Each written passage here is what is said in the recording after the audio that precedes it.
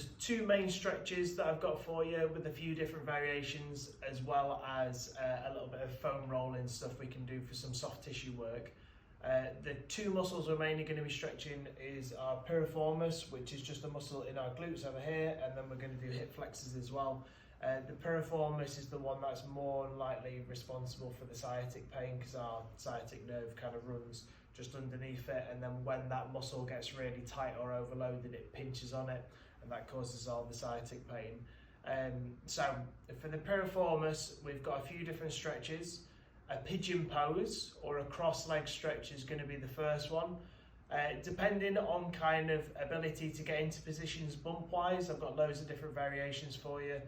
The most simple one is literally just crossing our leg over and then trying to get into a position where this knee drops down and we sit up nice and tall, and that should get a little bit of a stretch on the outside of our glutes.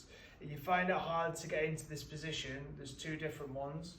One of them, we can go on the floor and we're going to cross ourselves in a similar position, and then from here we can lift ourselves up and drop down. Again, this can get a little bit compact bump wise. So one of my favourite ones, and probably the one that I would recommend most people to use anyway, is an elevated version, where you will get something which is kind of like pocket height. It can be lower, it can be higher, but pocket height seems to work the best for most people as a starting point. And then from there, we're putting our leg up, and that means you've got loads of room kind of bump wise, and you can get yourself into this position where you can open up at the hip, and then from there you can also kind of lean it forwards. The more we lean forwards like this, trying to kind of almost lead bump first rather than head first, the more we're going to increase the angle on the hip, and the more we'll actually hit that muscle. So that's the first stretch, which is going to be piriformis. That'll help to ease a lot of the glutes.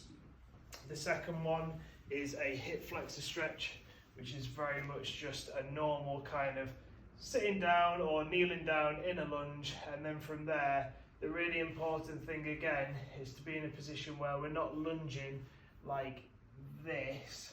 We're trying to squeeze our bum and push our hips forwards so we feel it all on the front side, and then from there we can just kind of elongate ourselves, lift ourselves up, and that's going to get this front. If we can alleviate some of the front and the back, we'll be in a good spot. Those are the stretches. One of the best things we can do as well to alleviate some of the kind of pressure and tightness is not just stretching, because when we stretch, if our body's already in a kind of place of tightness, and then we stretch just kind of raw, just going into a stretch against that tightness, it can sometimes kind of lock up a little bit more. The stretching will feel really nice and it'll help, but it might not necessarily down-regulate and relax the muscles. It'll just kind of feel good while you're doing it, and then last for a little period of time, but then maybe not for kind of a long time. Obviously we can just carry on stretching, but two things that can really help: ball, foam roller. Ball, literally sit on it, and then from there we can just find wherever a tight spot in the glute is. Obviously you can kind of lean over towards the side. The muscle we're trying to aim for is kind of up here, so when we sit on it, we don't necessarily want to sit on it here. If you sit on that there, that feels great, carry on, but we want to really get on towards the side as best as possible. So when we're there, we can kind of just lean over, and when we're doing things like this, it's not going to feel very good at all. If you think of it being kind of like a sports massage almost, where it's going to be potentially quite painful, but that pressure in there is going to tell the muscles to chill out and calm down, which is why when people go in for a deep tissue massage, it feels horrendous and they feel much better afterwards. When the pressure is going on it, it doesn't feel very nice because there's a lot of aggravation, but afterwards it down-regulates everything and makes it feel much better. Ball is really, really good. You can kind of get into a lot of different positions. My favourite one, but again, it's kind of bump specific if you can get to the position or not, is a foam roller, and then from there, we're going to be sitting on it. If I want to do my right leg, I'm going to lean slightly over towards the right side, and then I'm going to get that right leg and bring it over the top in the same kind of stretch position that you were doing for the piriformis stretch.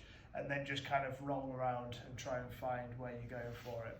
In terms of how much, you can almost do the ball and the foam roller as much as you like. You'll probably do it, and if you imagine that it feels like this, and then as you're rolling, the pain might go higher, and then it'll slowly, hopefully over time, decrease down to a position that doesn't feel too bad.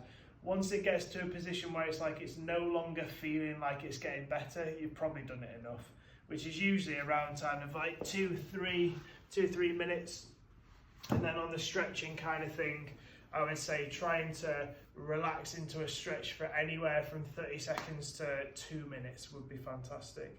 If you were to do that kind of in the morning, in the evening, or any time it flares up, that should hopefully help a little bit.